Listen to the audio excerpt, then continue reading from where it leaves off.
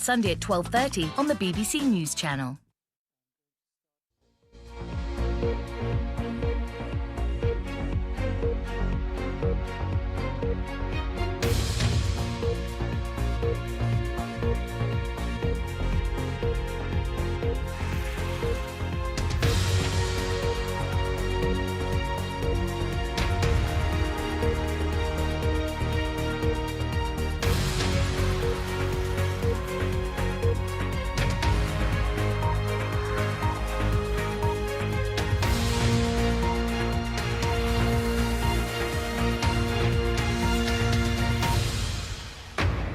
This is BBC News, I'm Ben Brown. Our latest headlines.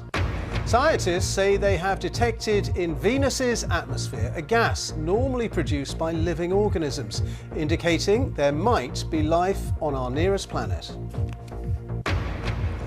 Time for the rule of 6. New restrictions ban social gatherings of more than 6 people in England as the number of coronavirus cases continues to rise. We've followed the rules, we've, as I say, just been careful. And now I think we are being penalised because we're a big family. I don't think it's fair, to be honest here, and I think if they put things in proportion at the very beginning, then we wouldn't be having a second spout of it.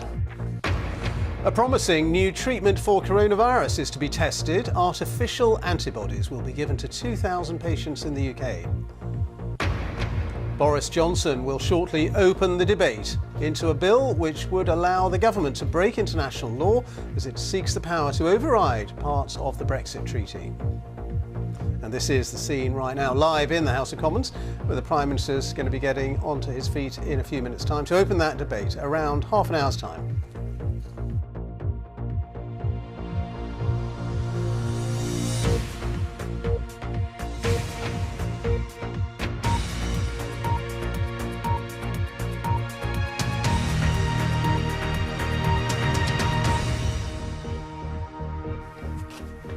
Hello, very good afternoon to you. Welcome to BBC News. In the last few minutes, an international team of astronomers have revealed they have detected traces of a gas in the atmosphere of Venus that could possibly indicate signs of life on the planet. They say that there could be another explanation for the presence of the phosphane gas, but so far they haven't been able to come up with an alternative theory. Here's our science correspondent, Palab Ghosh. Venus. Could it be home to extraterrestrial life? There's new evidence that it might be. Astronomers have discovered a gas called phosphine in the planet's atmosphere. They think it could have been produced by tiny living microbes in the clouds. I was really surprised. I was pretty shocked as well.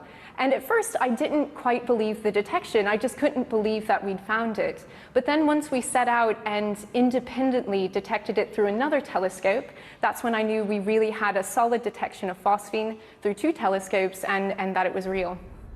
Confirmation of the detection was made using the ALMA telescope. In the mountains of the Atacama Desert in Chile, it's one of the most powerful arrays ever built. It found large amounts of phosphine across most of the planet. The researchers think that if it's been produced by living organisms, they're still there. The discovery of life on another world would be one of the greatest scientific discoveries ever made. But the researchers aren't making that claim, at least not yet.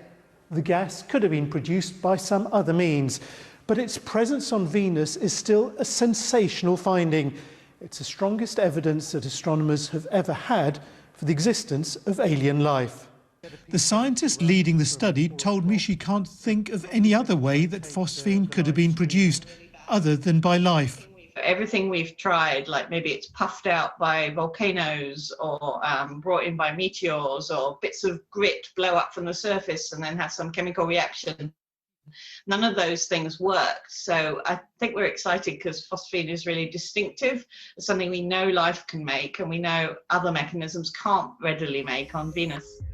The big problem, though, is Venus is hostile to life.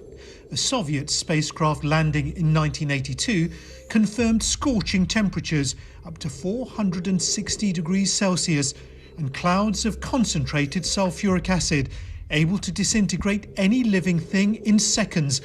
But but some think that even here, life could be possible. As you go higher up through the atmosphere, just as you do on Earth climbing a mountain, it gets cooler and cooler. So there is a habitable zone, a range of altitudes on Venus where it's not too hot and not too acidic, that life that we understand here on Earth, so-called extremophile life, extremely hardy survival superhero type cells, could survive that environment in the Venusian clouds. Many scientists still think that the conditions on the planet are too harsh to support life and that there's another explanation for the presence of the gas. But at this stage, it's hard to completely rule out the possibility that alien life might exist on one of our nearest planets. Pallab Ghosh, BBC News.